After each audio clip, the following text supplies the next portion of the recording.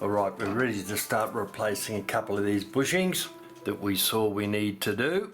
Initially we're looking at that pivot there, the escape wheel that we looked at the other day, and you remember this was a super close-up we had and we saw how shocking it was. So what we're going to do now is we're going to replace that bushing, or actually we're going to put a bushing in because it's at this stage it's just a hole drilled in the plate, and that was done in the factory. Alright, we've got the orientation now. So what I'll do first, I'll mark on the inside of the plate, that's the hole we're going to put a bushing in. That's the one there. So first up, I'll take the center finding tool, that one there, put it into our bushing tool, tighten the grub screw down, that'll hold it in place. Right, now we put the plate, I'll loosen those couple of holding blocks. We align the plate on the machine and just hold under the slider. Slide that across, tighten it down so it holds it in place. Tighten that down. Same on the other side. Tighten the knob on the bottom and then tighten the top. And that hole in there is not out of round. It's quite round, so we don't need to make an adjustment because it's out of round. Alright, so we've now found the center of that hole. Right, the next thing we've got to do, I'll remove this tool from here, put it back on our block. Now the next thing we have to do is find the diameter. I'll set our micrometer to 0. It's measuring in millimeters. We have to find the diameter of the bushing. You've got to use either a vernier or a micrometer on it. You can't guess it with using a steel rule or any such item. So 8.8 millimeters. There goes the cuckoo clock in the background. I'll start off by writing that down. 0.8 millimeters, that's the diameter of the bushing. It's actually down towards the size that I normally use in French clocks. It's most unusual to have a bushing quite as small as that in a non-French clock. Right, vernier out of the road. Now, next step we've got to find a bushing that's going to fit. We're looking for 0.8 millimeters. So we'll run across the top of our box of version bushings here. 0.5, 0.5, 0.58, 0.95 I think that is, I'll check it. A number 40 is 0.85, that'll be too big, so we'll look at a number 39, which is 75 mils. So I'll take one of those out of the box. A number 39, which is one of those. You can see they're starting to get pretty tiny.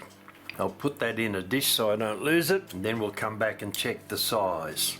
Alright, now, first thing we do is take the bushing and put it on our hand like so. That's not going to be too easy, tiny little thing. Actually, what I'll do this time is I'll hold it in a pair of tweezers while we test it.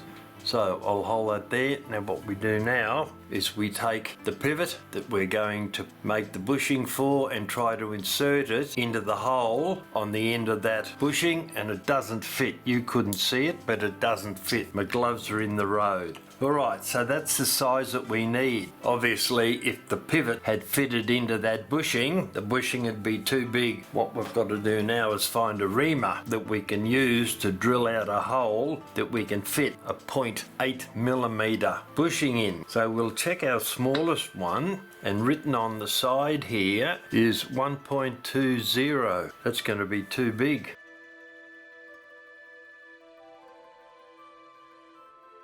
Right, next step is cleaning up the cup bell. We saw a little bit of an improvement there with some fine steel wool, but this time we're going to clean it up properly.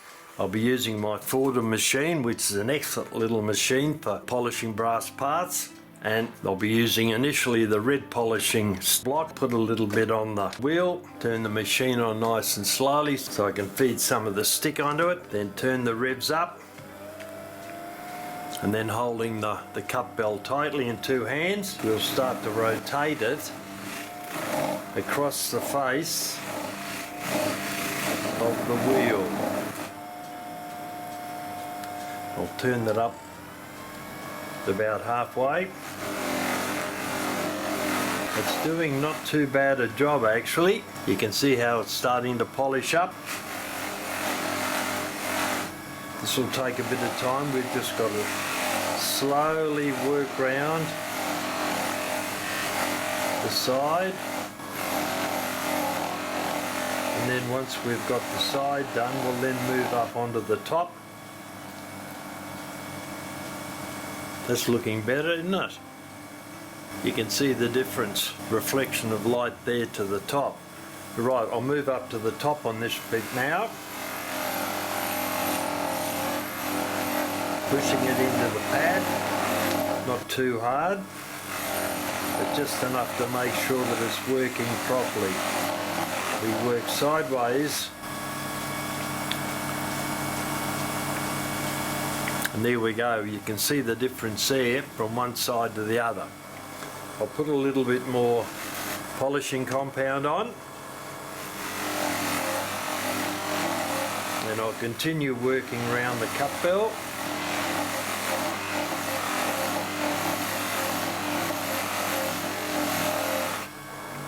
Yep, that's coming up very nicely.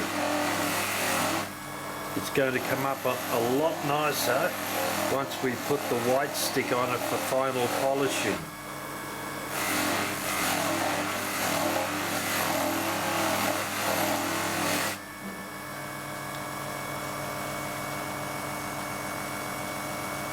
Yeah, marked difference, one side to the other.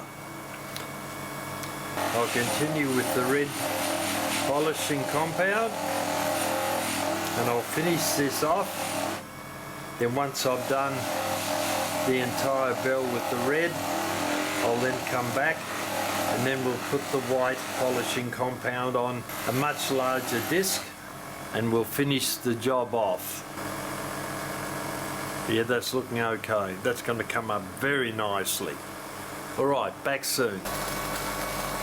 Alright, I've finished the red polishing compound on the bell, and there you can see it's looking pretty good.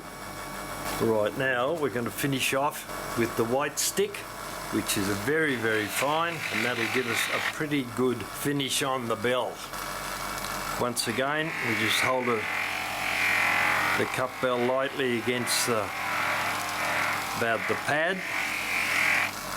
If you find that the bell starts to warm up a tiny little bit, it means that you're pressing too hard into the pad. I'll run round it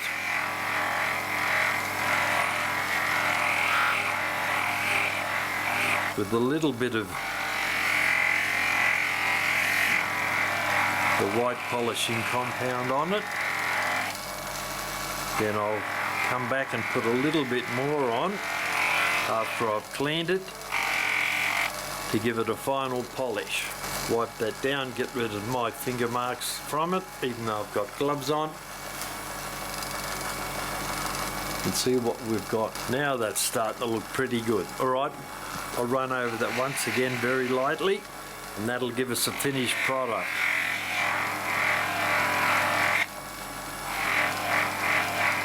Always move it across, don't move it up and down. Go with the grain of the metal. Overlap it each time a little bit. These machines do an excellent job. They're not expensive. I think this was about $100 Australian when I bought it.